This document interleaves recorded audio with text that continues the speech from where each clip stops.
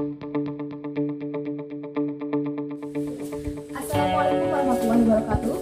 Perkenalkan, saya Nadia Amalia dengan NIM 18510055, mahasiswa kampus IKIP Siliwangi, Fakultas Pendidikan Matematika dan Sains, Prodi Pendidikan Matematika.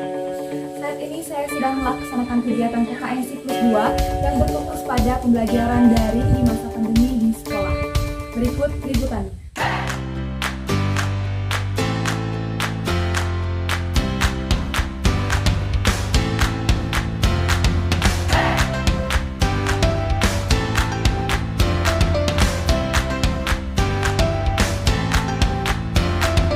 Assalamualaikum warahmatullahi wabarakatuh.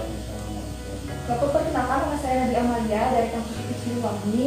Izin melaksanakan kegiatan KKN di sekolah ini, gitu Pak. Nah, seperti yang kita ketahui pada masa pandemi ini, pembelajaran daring menjadi pilihan atau solusi dan anjuran dari pemerintah untuk mengatasi pembelajaran agar tetap terlaksana seperti itu. Saya ingin bertanya, Pak, seperti apa keadaan pembelajaran saat ini di sekolah? Ya, untuk pembelajaran sendiri kita mengikuti aturan yang diberikan oleh pemerintah. Di antaranya kita harus melaksanakan kegiatan pembelajaran secara daring gitu ya. Nah, adapun kegiatannya kita kombinasi ya. Kita ada yang menggunakan berbahasa gitu ya. Kemudian aplikasi-aplikasi lain seperti Google Meeting untuk tatap muka atau live streamingnya gitu. Dan untuk kegiatannya sendiri biasanya kita diberikan semacam jadwal kegiatan pembelajaran secara daring. Belajarnya dari Senin sampai dengan Jumat. Ya, kali itu kita siapkan untuk 1 minggu ya. Jadi 1 minggu itu ada beberapa LK yang kita susun untuk 1 sampai 2 kali pertemuan. Sehingga mereka tidak ketinggalan seperti itu. Pelajarannya untuk tahun ini hanya menggunakan daring dan melalui WA saja, karena kebetulan aplikasi e-learning-nya belum bisa dipakai. Kalau tahun lalu kita menggunakan aplikasi e-learning dan juga ada yang menggunakan surat kopi setiap seminggu sekali anak-anak mengambil fotokopian setiap mata pelajaran. Di situ dalam fotokopiannya ada materi, ada tugas, apapun. Kalau yang terkendala dengan sinyal di situ 1 minggu sekali datang, nanti minggu berikutnya ditetapkan kalau ada tugas. Kalau yang tidak terkendala kebetulan belum jalan. Diarahkan satu arah semuanya menggunakan e-learning. Awal yang pandemi awal itu ada yang pakai e-learning, ada yang pakai Google Classroom gitu. Tapi ternyata ada yang pakai WA, tapi mungkin jadi membingungkan ke anak. Jadi pas tahun 2020-2021 berarti tahun kemarin ya, itu semuanya pakai e-learning. Kendala yang dirasakan Bapak sebagai pendidik itu apa, Pak?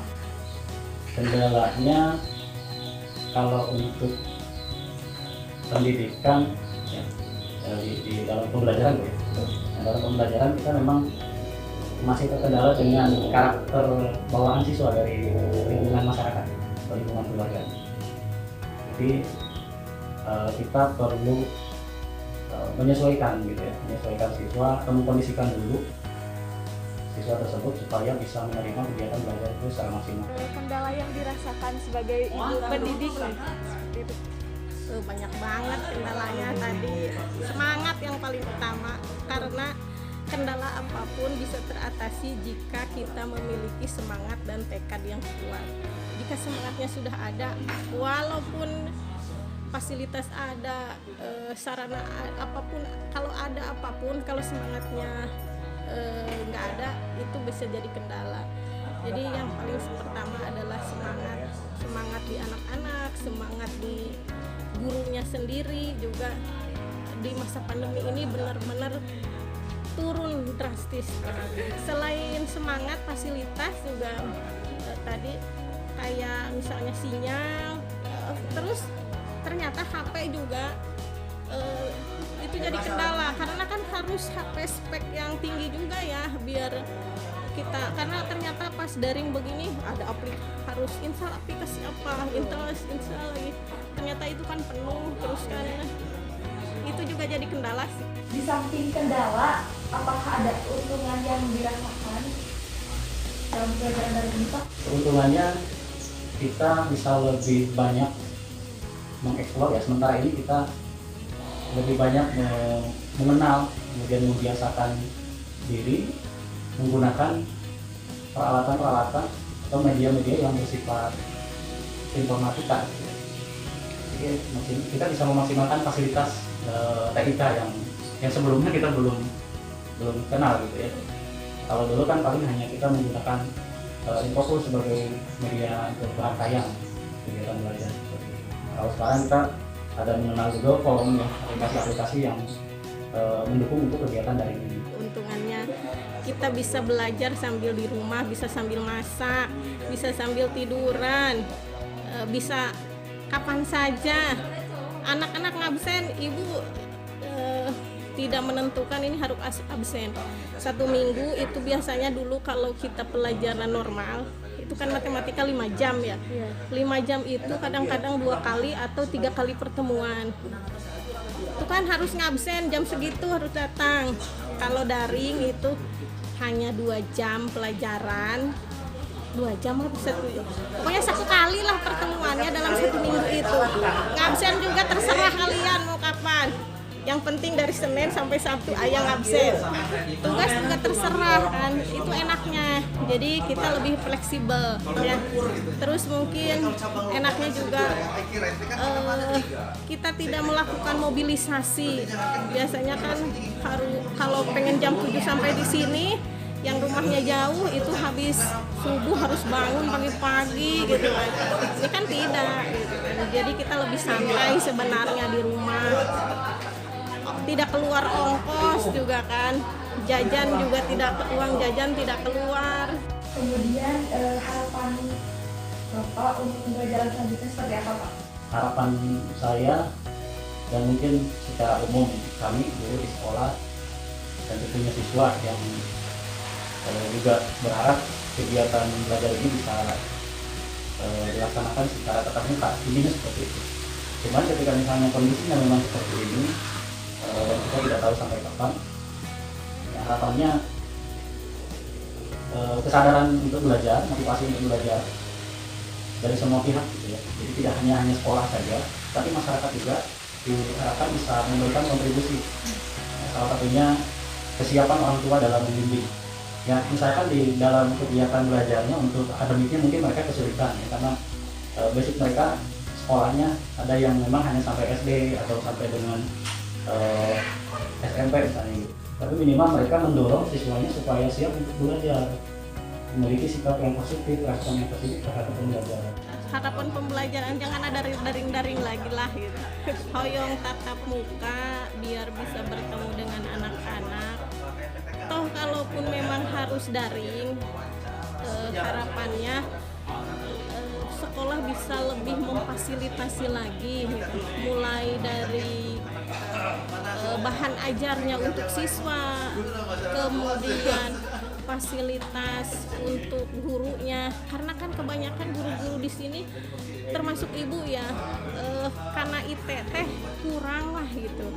Jadi harapannya adalah pembinaan. Yuk ini memang ada itu dari luar, misalnya ada pelatihan online, pelatihan apa, tapi ibu mah asa kurang greget gitu.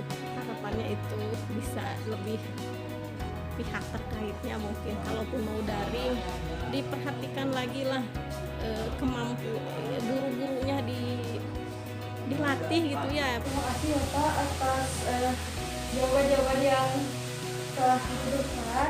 Video konferensinya menggunakan Zoom ya Pak ya. Nah, adapun aplikasi lain yang mendukung pembelajaran ini yaitu Google Meet. Nah, keuntungan dari Google Meet ini kita dapat menggunakan aplikasi ini tanpa harus mendownloadnya.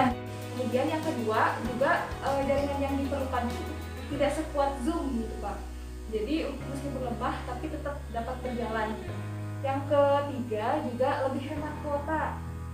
Jadi kalau misalkan banyak yang keluhan karena kuota itu sebisa mungkin bisa menggunakan Google Meet ini. Iya betul Pak. Juga waktunya tidak terbatas. Nah ini kalau misalkan kita mau memulai rapat baru ataupun memasukkan kode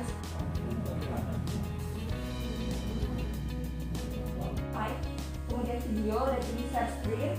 Ini juga opsi lainnya. Kemudian ini untuk menutup panggilan.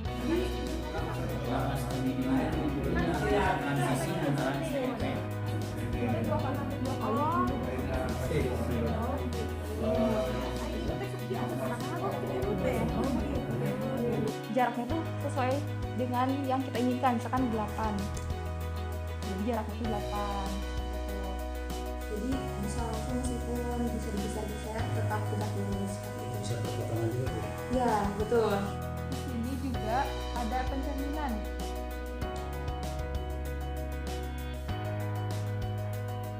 Bisa digunakan. Nah, tadi ini tuh seperti slider tadi ya Pak. Jadi bisa digerak-gerakkan. Tutup, buka. Ya, jadi imajinasi anak-anak pun bisa apa ya, diperlihatkan secara visual gitu, jadi lebih tergambar gitu.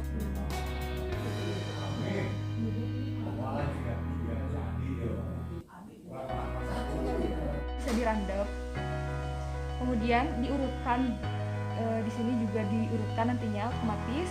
Kemudian ada elemen yang dapat saya sampaikan mengenai aplikasi platform yang dapat digunakan untuk mempermudah nantinya proses pembelajaran. Kemudian software yang dapat mendukung pembelajaran matematika, misalnya seperti itu Pak. Mohon maaf apabila ada kekurangan Bapak. Terima kasih atas waktunya. Ibu, sekian yang dapat saya sampaikan. Semoga bermanfaat untuk kedepannya ya Bu. Insyaallah. Terima kasih atas waktunya Ibu. Mohon maaf ya Bu. Hatur nuhun banyak, mudah-mudahan bermanfaat. Amin. Hatur Nabiya, semoga lancar kuliahnya, semoga ilmunya juga bermanfaat. Ibu.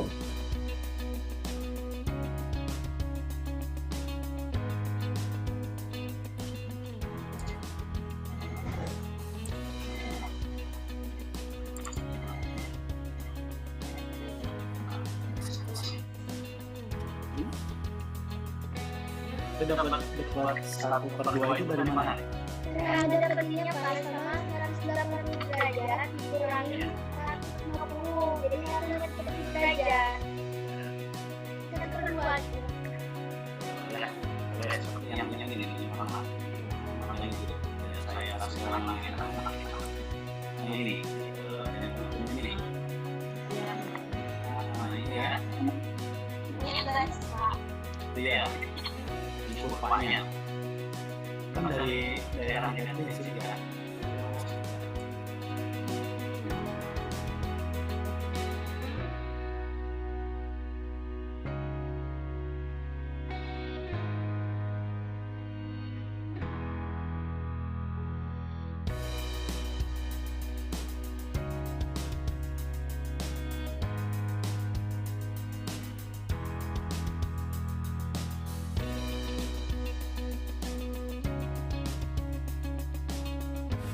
Sekian laporan yang dapat saya sampaikan. Terima kasih atas perhatiannya. Mohon maaf apabila ada kekurangan. Assalamualaikum warahmatullahi wabarakatuh.